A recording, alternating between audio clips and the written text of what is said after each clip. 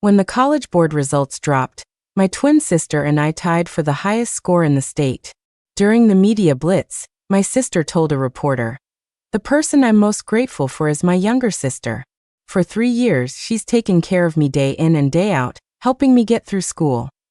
3 years ago, right after our middle school graduation, our family went on a road trip and got into a terrible car accident. Our parents were killed instantly. My sister was paralyzed from the waist down. I walked away with minor injuries. The reporter asked, "Do you have a wish?" She looked right at me and said, "I wish my sister would give me her boyfriend." My stomach dropped. I looked at my sister, Chloe, with a complicated mix of emotions.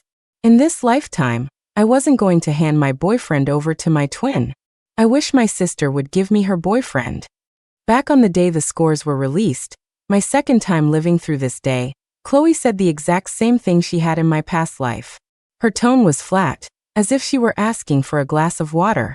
Everyone in the room froze, their expressions shifting awkwardly between her and me. The cameraman, sensing a disaster, killed the feed immediately. My Uncle Rob tried to smooth things over. "The kid is just too excited about her grades, she's talking nonsense. She's joking." The reporter gave a dry, forced laugh, trying to move past the awkwardness. Suddenly, Chloe smiled. "I was definitely joking. Next question." The reporter let out a sigh of relief and continued the interview, but that unique telepathy twins share told me she wasn't kidding. In my last life, she also claimed she was joking. But once we got to college, she actually stole my boyfriend. I stared at her, feeling a sudden wave of nausea. In the previous timeline, the reporters focused almost entirely on Chloe and her wheelchair, mentioning me only in passing. The camera stayed glued to her legs. Now I knew why. They wanted to use my sister as inspiration porn, the tragic, paralyzed student who overcame adversity to succeed, regardless of whether she wanted that pity or attention. As her twin, I knew her better than anyone. She hated the pitying looks but couldn't stop them. After the accident, her moods became volatile, and her friends drifted away. It was worse because she had me, the healthy twin, as a constant point of comparison. For 3 years of high school, I was glued to her side, pushing her wheelchair. Whenever friends asked me to hang out, I told them my sister needed me. Eventually, my friends stopped calling too. Classmates whispered that Chloe was a burden on me. Inside, she was twisted and repressed, acting out to vent her frustration, screaming in the middle of class or frantically cutting her own hair with scissors. She would intercept the packages my boyfriend, Justin, sent me and steal the contents. And now, she had dropped this bomb in front of everyone. Reborn and wiser, I wasn't going to let her have him. Once the press team left, the atmosphere in the room shifted instantly. Uncle Rob's face darkened. "Chloe, what the hell kind of joke was that? If that video gets online, do you know what people will say about you? About our family?" Aunt Karen glanced at Chloe's legs, a flash of mock sympathy in her eyes. "Chloe, we know you can't always control yourself, but you can't go spouting nonsense like that." Chloe acted like she didn't hear them, toying with the uneven ends of her hair. Uncle Rob sighed and turned to me. "Emily, watch your sister. Don't let her sabotage herself again, especially at the graduation party." I nodded. "Okay, I will." After our parents died, Chloe and I had been living with Uncle Rob. Our grandparents were old-fashioned and sexist. They blamed us for our father's death and wanted nothing to do with us. Uncle Rob was blunt, but he hadn't kicked us out. Aunt Karen had one son, my cousin Mike, and had always been nice to us growing up, saying she wished she had 2 cute daughters. When our parents died, she was the first to offer to take us in. Mike was already working and treated us like little sisters. They were good people, or so we thought, assuming they weren't just trying to drain our parents' estate. But their plan had failed. Our parents left a will. Aside from a portion for our grandparents' care, everything was split evenly between Chloe and me. The graduation party was Uncle Rob's idea. The guest list was full of his bosses and business associates, Chloe, and I didn't know a soul. Uncle Rob wandered the room with a wine glass in hand, parading Mike around, soaking up the congratulations meant for us. Meanwhile, Chloe and I sat alone at a table in the corner. It was the same in my last life. The party was just a networking event for Uncle Rob and Mike. Before the party, Uncle Rob had said, "You two are top of the state. If you invite your teachers and classmates, people will think you're showing off. It's bad form." We believed him. When the scores came out, someone had actually reported us for cheating because we had identical scores, so Uncle Rob decided who got invited. I watched my uncle, now visibly drunk, and felt a cold resolve. This time, I wouldn't stop Chloe from making a scene. Clang! Chloe smashed a bowl onto the floor. She wheeled herself over to the main table and grabbed the microphone. "Welcome everyone, to my sister's and my graduation party. How much cash did you guys put in the red envelopes? Let me see." Chloe's lazy, arrogant voice boomed through the speakers. The banquet hall, noisy with chatter and clinking glasses a moment ago, went silent enough to hear a pin drop. Uncle Rob was drunk, but he reacted fast. He slurred. "Sage Chloe, what are you saying? Put the mic down." Chloe ignored him. "Everyone, you better ask for your money back. My uncle is a crook, he's serving you bootleg liquor." Faces dropped. People started side-eyeing the wine bottles on their tables. Uncle Rob turned beet red, swaying on his feet. Aunt Karen shot up, laughing nervously. "Don't listen to this girl. My husband would never do that. Look at her legs. The poor thing has been through too much trauma. She's unstable. She tapped her temple. She's got a few loose screws. Doesn't know what she's saying." The guests looked at each other, unsure what to believe. Uncle Rob pointed a shaking finger at me. "Émilie Fou, didn't I tell you to control your sister?" He let out a loud, disgusting belch. Mike scoffed, looking repulsed. "Get her out of here. She's embarrassing us." I sneered internally. Mike's true colors were finally showing. I pretended not to hear him and kept eating. Chloe laughed, a manic, eerie sound that echoed through the hall. "I'm dying. Why aren't you guys drinking?" "I was just kidding. Drink up. Drink." The guests twitched awkwardly, looking at Chloe like she was a ticking bomb. In my last life, Uncle Rob used this party to sign a bunch of contracts and boost his social standing. This time, not only did he get nothing, but he also lost about 20 grand because he tried to look rich by booking the most expensive venue and telling people, "No gifts required," on the invites. Back at Uncle Rob's house, the interrogation began. "Chloe, have you lost your mind? You ruined my big break. And you, Emily, why didn't you watch her? You know she's mentally defective." Uncle Rob glared at us, no longer hiding his hatred. Aunt Karen and Mike looked at us with pure disgust. Unlike in the last life, where he tried to sweet-talk us out of our money, Uncle Rob went straight to threats. "You've graduated. Once you head to college, get the hell out of my house. I raised you for 3 years, you owe me 50% of your inheritance." He was demanding a fortune, conveniently forgetting that for the past 3 years, Chloe and I had paid for all our own expenses. Aside from the roof over our heads, we hadn't taken a dime from them. In fact, we'd given them 100 grand for room and board. In the past life, with our grandparents ignoring us and no other family left, we thought Uncle Rob's family were our saviors. We trusted them to manage our inheritance. When we eventually needed money for life-saving surgery, they didn't give us a cent. I rolled my eyes at the greedy trio. "We're leaving tomorrow. We already paid you. You're not getting another penny." Chloe chimed in. "You've got some nerve. I think you're the one with brain damage." She flicked a piece of chewed gum at him. It landed right in Uncle Rob's hair. "Chloe, you think I won't hit you?" He threw his cigarette down, fuming. Aunt Karen tried to pull the gum out, but it was stuck fast. She yanked hard, ripping out a patch of his hair. "Ouch, damn it, woman. Be gentle." Aunt Karen ignored his cursing and turned her gaze to Chloe. "Chloe, dear, didn't you say you wanted your sister's boyfriend?" She grabbed Chloe's hand. "I can help you with that." She looked like the big bad wolf in a grandmother's bonnet. Everyone knew she was up to no good. I watched Chloe nervously. This hadn't happened in the last timeline. I prayed she wouldn't agree. Aunt Karen obviously wanted our inheritance in exchange. Mike decided to pour gas on the fire. "Chloe, you and Emily look exactly the same. Why does her boyfriend like her and not you? It's just because you're crippled, right? A guy who discriminates against disabled people, You should steal him, and then make his life a living hell.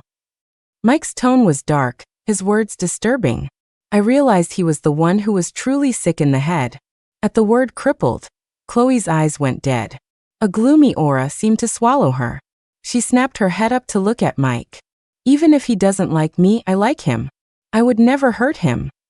She said it with absolute conviction, declaring her love for my boyfriend right in front of me. Mike smirked at me, victorious. He was showing his true self early. He was absolute trash. Chloe, don't listen to them. You don't even like Justin. They're just trying to turn us against each other, I said, trying to snap her out of her delusion. Justin Chingyang was the younger brother of the doctor who treated Chloe's legs. He was my boyfriend, 2 years older than us, a junior at Columbia University. 3 years ago, while I was caring for Chloe in the hospital, Justin often came to bring dinner to his brother. While Chloe was in a coma, I was terrified she would die like our parents. Justin was like a ray of sunshine, comforting me when I was falling apart. He sat with me every day, waiting for her to wake up. We promised to get into Columbia together. Justin had beamed at me. I'll wait for you at Columbia. You have to make it. Then Chloe's heart monitor beeped. The day Justin left was the day she finally woke up. Her voice was weak. Why are you alone? Where is he? I thought she meant our parents. Choking back tears, I said, Mom and Dad they're gone. But don't be scared, Chloe. I'm here. I'll always be with you. Chloe closed her eyes and didn't speak again. Throughout high school, Justin and I kept in touch over the phone. On my 18th birthday, he confessed his feelings and we started dating. He sent gifts, always including something for Chloe. Chloe brought him up again. When is he coming to see me? Why did he stop coming after I woke up? All he does is send packages. In my last life, I thought it was just trauma from the accident, that maybe she was confused and thought she was me. It wasn't until we got to Columbia and she stole him that I realized. She had actually fallen in love with him while she was in the coma. I swore I wouldn't let her target him this time. Chloe screamed at me, snapping me back to reality. Emily, why do you get to monopolize Justin? If you were the one lying in that bed unable to speak 3 years ago, I would have been the one to meet him. Why didn't that car hit your side? Why aren't you the one paralyzed? She started sobbing, tears streaming down her face as if releasing 3 years of resentment. I hated it too. Why hadn't I died in the crash? If I had died, I wouldn't have to suffer through 2 lifetimes of this pain. Chloe, I'm sorry. But I really can't give you Justin, I said, my voice trembling. During her coma, Justin and I took turns reading her favorite stories aloud. She fell in love with his voice. She fell in love with him without ever seeing his face. Chloe had a breakdown. Emily, how can you be so selfish? I'm already so pitiful. Can't you just let me have him? His voice woke me up. He saved me. If it weren't for me, would you have even met him at the hospital? Please, Emily, I'm begging you. Seeing her face, identical to mine, wet with tears, I felt like I was back in the hallway watching our parents get wheeled into the morgue. We were blood. We were twins.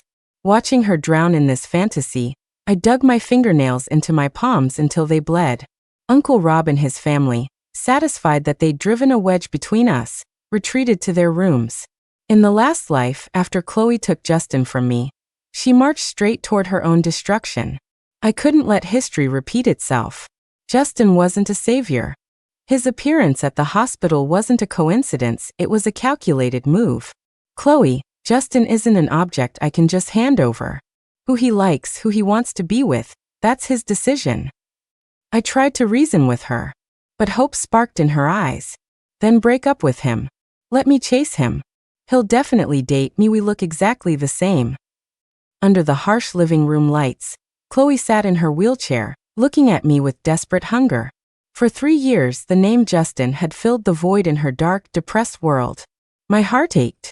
I hesitated, then tested the waters. Chloe, let's wait until we get to Columbia. We need to talk to him face to face. She thought about it and slowly calmed down. Okay, I'm applying to Columbia too, to find Justin. The next day, ignoring our relatives' protests, we moved out of Uncle Rob's house. We sold the apartment our parents had left us in the city to ensure Uncle Rob couldn't track us down or claim squatters' rights. Even though things were tense between us because of Justin, we stood united against our vultures of relatives. A month later, our acceptance letters from Colombia arrived. So did a FaceTime call from Justin. Emily, congrats. You're coming to New York. Justin's handsome, smiling face filled the screen. I glanced discreetly at the closed door of the next room, then shut my own door. When I looked back at the phone, Justin had switched to an apologetic expression. Emily, I'm sorry. Are you still mad? I stared at the screen in silence. In the last life, Justin hadn't come to my graduation party either, claiming his internship wouldn't let him take time off. This time he said, you know how it is. Every summer I have to help my brother at the hospital. Med school is brutal. I played the understanding girlfriend. I know. It's okay. Ideally, stay away forever. His brother's hospital was in New York, not far from campus, and honestly not that far from our hometown. He wasn't too busy to come, he was afraid. His brother didn't approve of us. He was from a wealthy family. I was an orphan with a paralyzed sister. I asked him, Justin, if one day Chloe and I stood in front of you, could you tell us apart? He froze for a second, looking down. Then he looked up, earnest. Emily, why would you ask that? Of course I'd know you. He offered proof. You have that tiny red mole on your palm.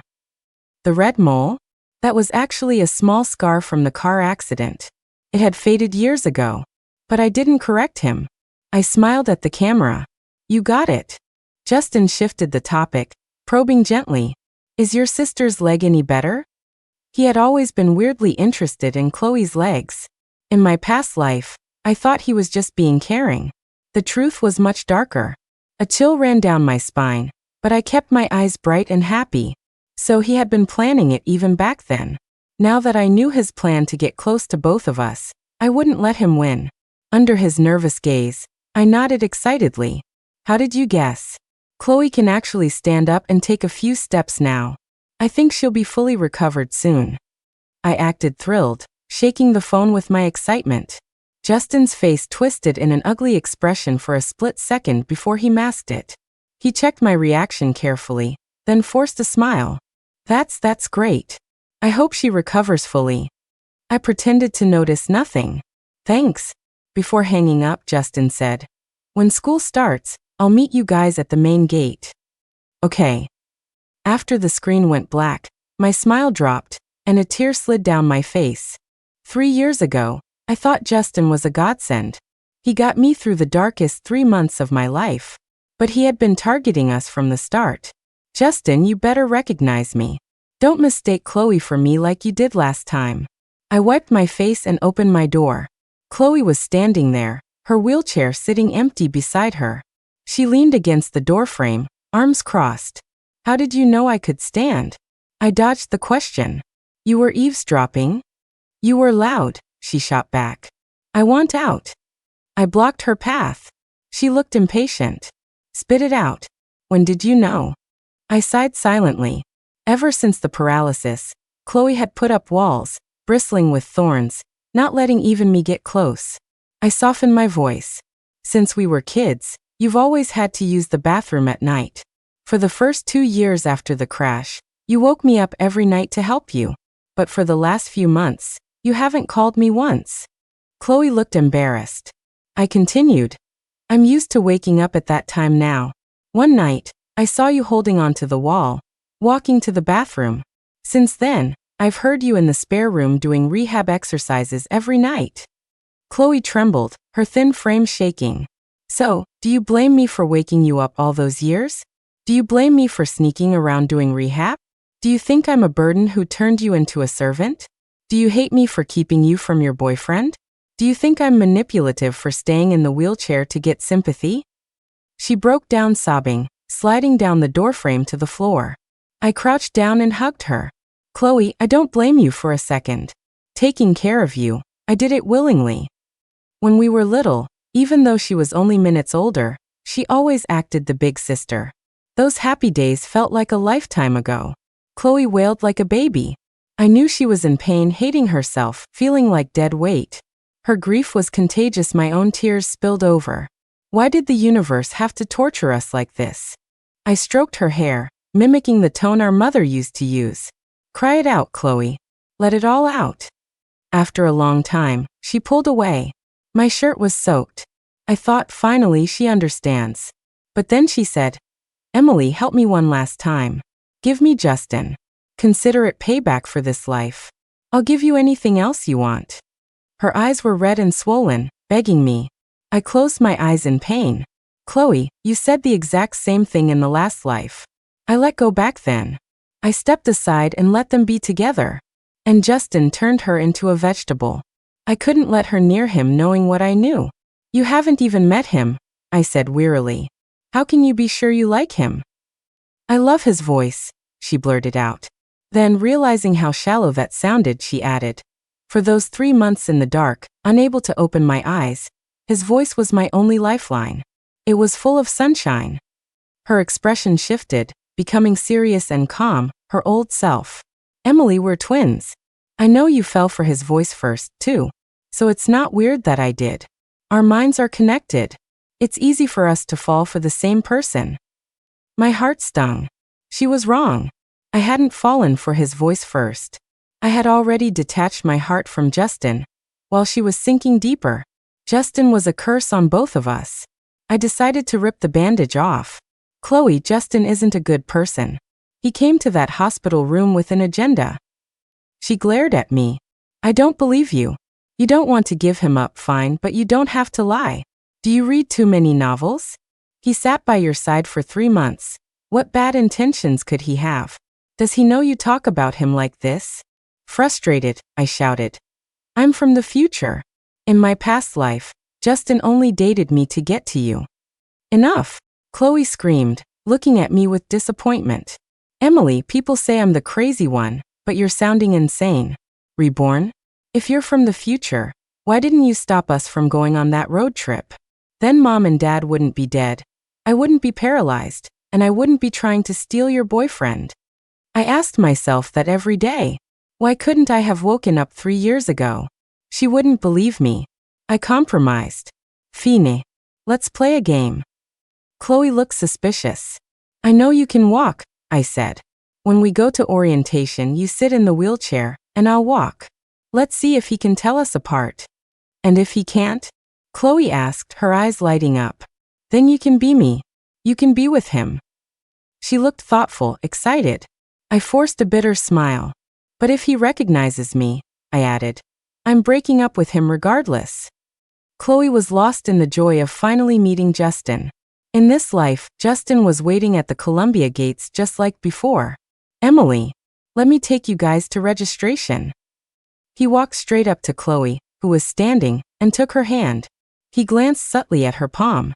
When he saw a red mole there, he relaxed. I caught the tiny sigh of relief. The gate was crowded with students. In the morning sun, Justin and Chloe looked like the perfect college couple. Neither of us actually had a mole.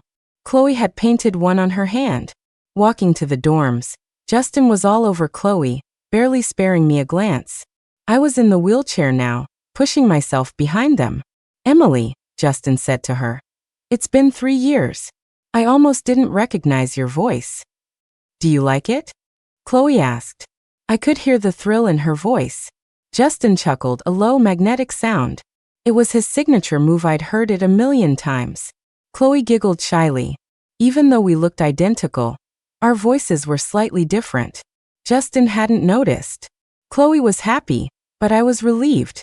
If he thought she was me, maybe he wouldn't target her for his sick experiments. Justin's gaze kept drifting to my legs, or rather, the legs in the wheelchair. I felt nauseous, remembering the horrors of my past life. In that timeline, after Chloe and Justin got together, she fell under his spell completely. He made her stay in the wheelchair, forbade her from doing rehab, and told her he preferred her paralyzed. She listened to him. Then came the experiments. He wanted to use her legs for unauthorized surgical research. He electrocuted her, burned her. When she finally realized he was a monster, he threatened her. Tell anyone, and you'll never see your sister again. They lived off campus. He pushed her to class, acting the devoted boyfriend. Chloe texted me saying to stay away. I thought they were just in love.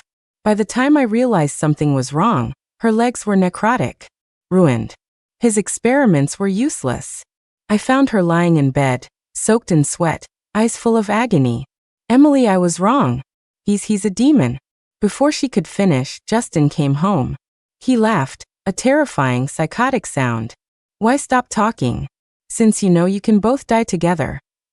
He pulled out a can of gasoline. I tried to pick Chloe up to run. Justin blocked the door. Emily, truthfully, I've always liked you more. But you don't have any research value. I held Chloe tight. Before he could light the gas, the police burst in and tackled him. But the damage was done. Chloe ended up in a persistent vegetative state. I passed out from the stress, and when I opened my eyes, I was back on the day the scores came out. This time, I applied for a double dorm room with Chloe. Freshman orientation involved a mandatory wilderness camp for a month. Chloe was exempt due to her paralysis. I, Emily, conveniently sprained my ankle the day before, and was also excused. The whole department envied the twins who got to skip the grueling camping trip. Chloe was using crutches now, moving slower than my wheelchair. Justin offered to carry Chloe back to the dorms. I wheeled after them, refusing to leave them alone. Around others, we were ourselves. But around Justin we swapped. Chloe, pretending to be me, was happy and stopped acting out. But I knew this couldn't last. I needed to expose Justin before he hurt her, but I didn't know the specifics of his research. I had to use myself as bait. Back in the dorm, Justin suddenly turned to look at me, the girl in the wheelchair. You're Emily's sister, right? The legs still aren't better. I put on a smile that didn't belong to my sister. Thanks for asking. I'm starting to get some sensation back. A dark glint flickered in Justin's eyes. Gotcha, I thought. He's impatient. But I was wrong. Justin spent every day with Chloe thinking she was me, walking around campus, going to the library. The orientation month was almost over, and he hadn't made a move on me. In the last life, he had approached Chloe during this exact time. I was getting nervous. I asked Chloe privately, Justin hasn't figured it out, right? Chloe looked troubled, the honeymoon phase clearly over. She clicked her tongue impatiently. You told me everything about you too. He has no clue. Why? Do you want him to find out so he goes back to you? I bit my lip. Her attitude hurt, but I had to know. Why do you look unhappy? Is he treating you bad? I needed to break her obsession. Her love for him was a fixation born of loneliness and a voice in the dark. When Chloe finally said, Justin is kinda weird, your taste in men sucks, I knew I had one. She complained. His voice is nice, sure, but being with him, I don't feel like he actually likes me. I pretended to be offended. My taste sucks. You're the one who stole him. Chloe looked embarrassed. This is all your fault. If you hadn't brought him to my hospital room, I never would have fallen for the voice. She threw her crutches down and paced around the room. Her legs were strong now, a huge improvement from the rotting limbs of the last life. After pacing, she stopped. I'm breaking up with him. You were right. He's not a good guy. She looked at me defiantly. And if you don't agree, I'll tell him the truth. Break up? As Chloe or Emily? My gut told me there was more to this. What did you find? Chloe's face paled. She scanned me up and down, suddenly wary. How did you know? She waved her hand. No, don't ask. It's bad. We just need to stay away from him. I'm ending it now. She turned to leave. Wait, I stopped her. Chloe, I agree you should dump him, but Justin isn't the type to just let go. I need to know his secret so we can protect ourselves. Silence. Then she whispered. I saw a scar on Justin. It looks exactly like the description of the suspect from that horrific hazing assault case a few years back. My jaw dropped. Are you sure? It was on the waist. How did you see it? Chloe coughed, blushing. I accidentally lifted his shirt while he was napping. Whoa. Not like that. She waved her hands frantically. I was just testing if I actually felt anything for him physically. Years ago, a brutal hazing incident at a prep school had made headlines. The perpetrators beat a kid nearly to death. One suspect escaped, unidentified, except for a detail. He had fallen on a rock and gouged his waist. A scar doesn't prove it's him, I said. Lots of people have scars. True. But I also found photos on his phone.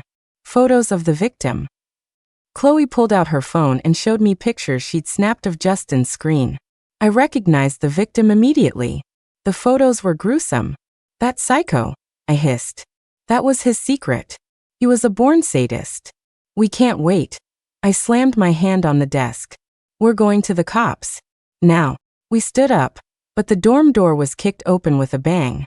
Justin stood there, the same dark, predatory look in his eyes as in my past life. Justin, this is a girls' dorm. How did you get in? I grabbed a crutch. Chloe grabbed the other. He smirked, relaxed and arrogant. Emily, why did you lie to me? I love you. How could you try to pawn me off on your sister? He clutched his chest in mock pain. 3 years of love, and you treat me like this? Cut the act, Justin, I snapped. You don't have a heart. Breaking and entering gets you expelled. He dropped the act. I didn't break in, someone let me in. You know, I figured it out a few days ago. That phone call about the mole? It was a trap. Clever. I pulled Chloe behind me. Outside, thunder rumbled, and heavy rain began to fall. The campers were returning from orientation. I could hear noise in the hall. Justin, you don't like me. Let's just break up. Break up? He laughed coldly, eyeing my legs. You two played me for a month. You owe me. We don't owe you anything, I said, gripping the crutch. You owe me a pair of legs, he whispered. What the hell are you talking about? He laughed like a maniac. You didn't know? 3 years ago, I only approached you because of your sister's paralysis. Orphans are so easy to manipulate. I needed a subject with paralyzed legs for my research. I've waited 3 years.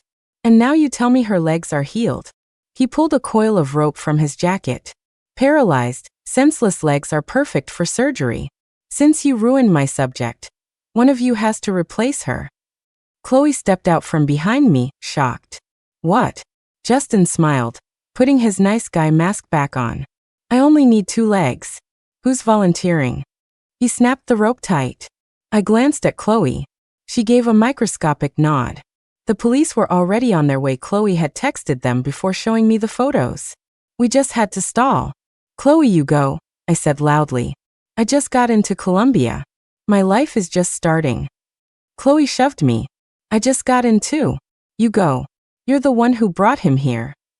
I rolled my eyes. No way. You dated him for a month. Technically, you're the ex-girlfriend now. She pushed me again. You go. I've already done the paralyzed thing. It's your turn to try it out. I slapped her arm. You go. You have the experience. Justin watched us fight, a mocking sneer on his lips. I thought you twins were close. Turns out when things get real, it's every girl for herself. He didn't hear the sirens. When the police burst in and pinned him to the ground, he looked genuinely confused. What is this? Who called the cops? He screamed, struggling. Why are you arresting me? Calm down, an officer said. We just have some questions about a past assault case. And breaking and entering. Justin's eyes widened in panic. He thought the hazing case was buried. Desperate, he looked at me. Emily, help me. Tell them we were just role-playing. It's a game. The officer looked at him like he was garbage.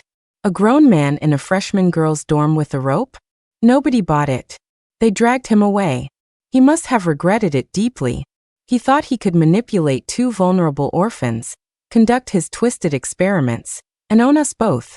Instead, he lost everything before he even started. At the station, realizing there was no way out, Justin confessed to everything, including the hazing assault his family had covered up. The parallels to the last life were striking. While Justin awaited sentencing, Chloe and I thrived at Columbia. We were recruited early into a top computer science research institute, taking the spots that might have gone to him if he hadn't been a psychopath. 1 year later, the lethal injection was administered. The evil was finally gone. During our 4 years of college, Chloe and I only went back to Oak Creek on tomb sweeping day to visit our parents. Although Chloe never said it out loud, I knew she believed I had been reborn. I told her we were cutting off Uncle Rob and his family. She agreed without a word. I told her never to blindly trust a man. She took it to heart and stayed single her whole life. I told her she didn't always have to protect me. She smiled and said, "Helping you is helping myself."